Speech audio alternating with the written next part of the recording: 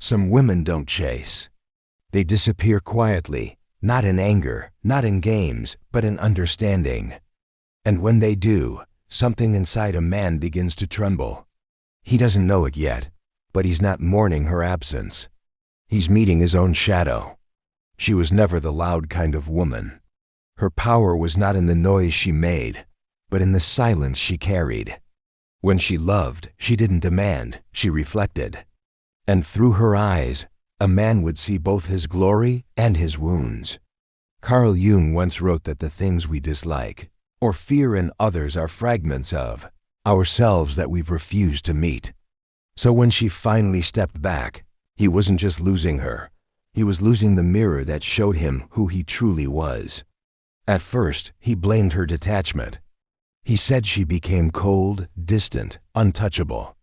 But what he was really feeling was the cold air of his own emotional absence. For years, he mistook her warmth as proof of his own aliveness. Now stripped of her energy, he began to see the emptiness that her presence had disguised. In Jungian psychology, the shadow is the part of the psyche we suppress, the hunger we deny, the fear we refuse to name, the love we sabotage. When she detached, she became his shadow in motion.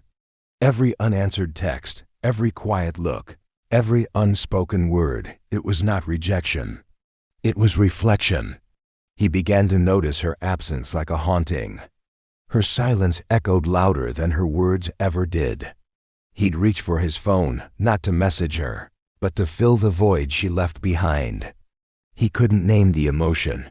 It wasn't quite sadness, and not yet regret. It was the discomfort of meeting himself.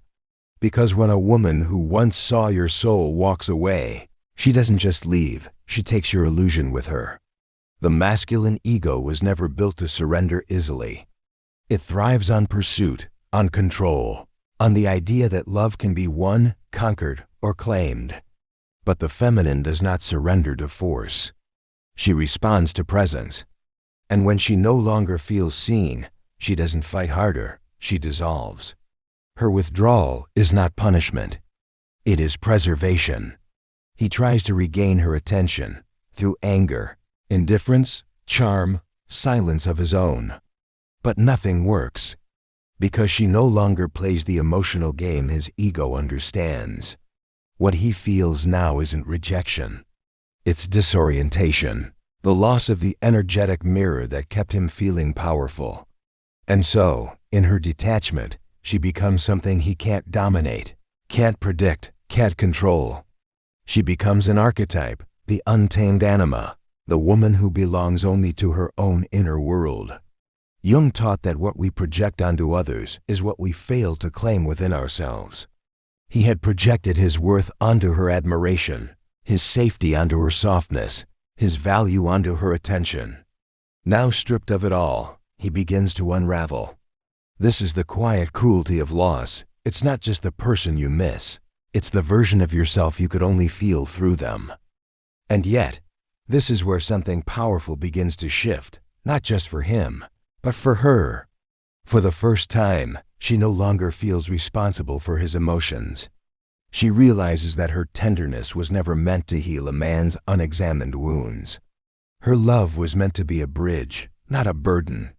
And so she lets the bridge burn, not in bitterness, but in awareness. In her silence, she remembers who she was before she began translating herself into someone else's understanding.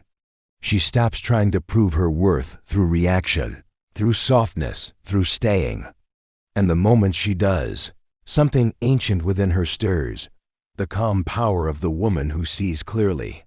This is not detachment born of pain. It is detachment born of clarity. She no longer needs to be desired to feel divine. She no longer confuses chaos with chemistry. And her stillness now, the way she moves through life without explaining herself, that's not coldness. That's control. Men feel this energy as a quiet threat, because deep down, they sense what it means. She has become whole. She no longer lives in the reflection of a man's perception. She has integrated her own shadow, the rage, the ache, the hunger, and turned it into wisdom. Now when he thinks of her, It's not nostalgia he feels. It's confrontation. She is the dream that reminds him of everything he never faced. She is the silence that reveals the noise within him. He sees her moving through the world, serene, untouchable, unbothered, and something inside him breaks open. Because now he knows, he never truly wanted to possess her. He wanted to borrow her light to escape his own darkness. But she doesn't glow for anyone anymore. She glows because she remembered. She remembered that love doesn't mean losing yourself in another's story. It means seeing yourself so clearly that no one else can distort your worth again. The woman who walks away in silence isn't weak. She simply sees more. And once she sees, she never forgets.